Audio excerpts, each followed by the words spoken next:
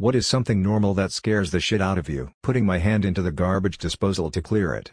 No one else allowed in the kitchen because I know they'll somehow turn it on. My wife broke a glass in the sink once and it went in the garbage disposal. Clearing broken glass I couldn't see was the stupidest thing I've ever done. Lol, I'm fine with that as long as nobody is anywhere near the switch.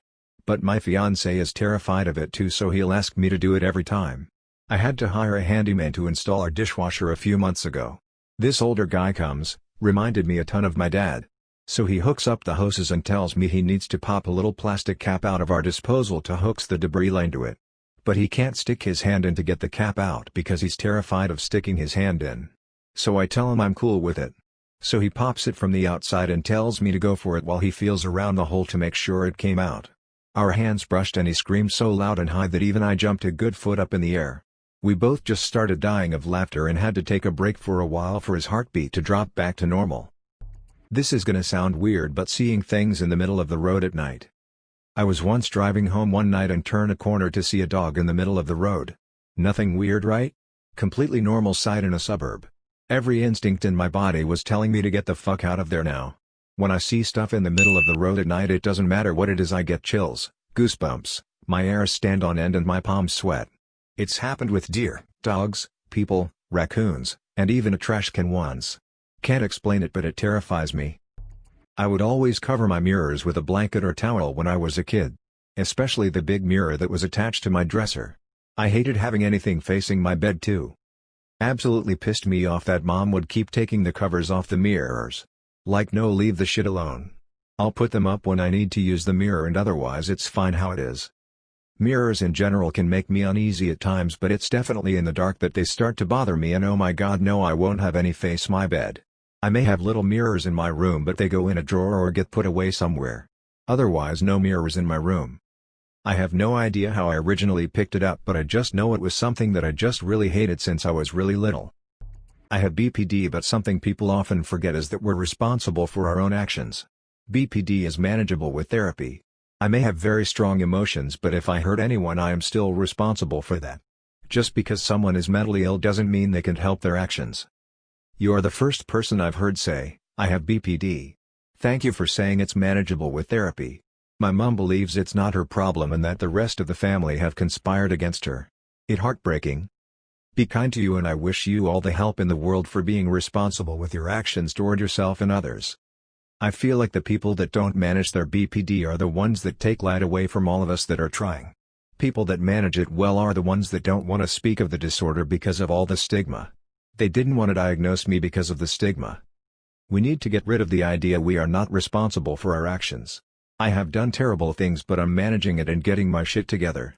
I want to manage it because of all of the things we are victim of, like suicidal thoughts and mood swings, and all the things we tend to do to others, manipulation, etc. I have a mental illness, depression, and it feels less like I don't have touch with reality and more like my mind is constantly trying to betray me. Not in the sense of hallucinations or anything, but more like it has negative thinking patterns that lead to downward spirals into despair seared into my brain flesh.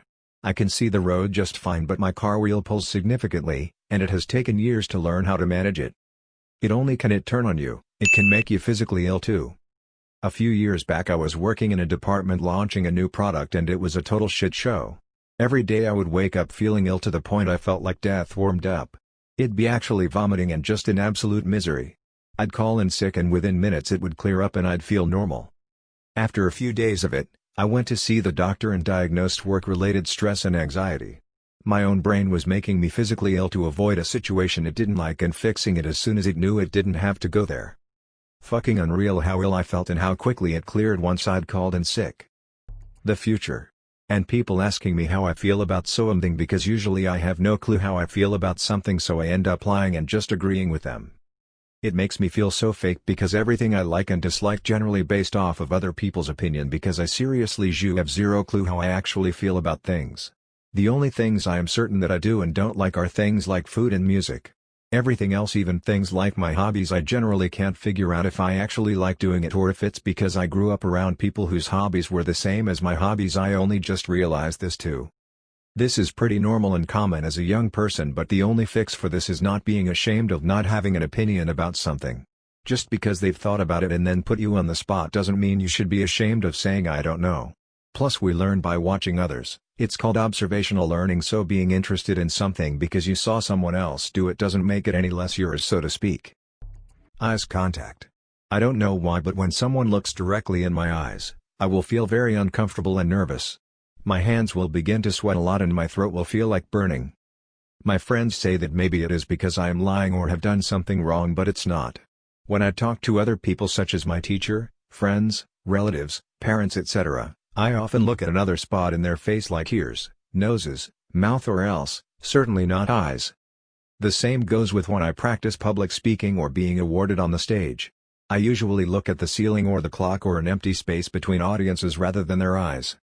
I think it may be because I am scared of being judged or being noticed too much, and I am trying to fix it so hard. A tip I've heard to avoid becoming anxious/self-conscious in our own head, is just to pay attention to what the other people are doing even more. Usually we just overdo it in our own minds to an irrational level.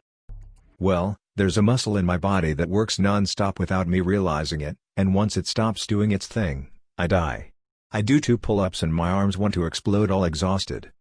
We live in a complicated ecosystem where all sorts of plants and animals rely on each other to survive, and dozens of species go extinct every week. We live in a Goldilocks zone, the only place where life can survive. If the sun gets more or less intense, we all go into a global catastrophe. I have eyeballs and I have no idea how they work. Fun facts. Eyes convergently evolved about 40 times. Octopuses don't have blind spots like vertebrates do because their optic nerves are routed behind the retina instead of in front. Owls cannot move their eyes and must move their whole heads because their eyes are cylinders instead of spheres. I have IBS, so the idea of going out to eat or eating in general with people frightens me, especially if it's breakfast or lunch. If I eat, even a little, of anything except the blandest foods, I will have to urgently run to the bathroom, possibly more than once. And it doesn't help that I'll be anxious about using the bathroom because I'm around people who will notice. And if I don't eat, people judge me for not eating, saying it's unhealthy, and then I have to explain my condition. In the end, I just do everything I can to avoid eating with people, which includes skipping any kind of invitations unless I have to, and then just eating some crackers or a small salad or something really light and bland. I'm sometimes okay with dinner. Not always, but sometimes my body behaves better in the evening. I can also control it by drinking and getting tipsy, which usually turns off my anxiety, so I'll be less likely to have an emergency. Still, I avoid it as much as I can.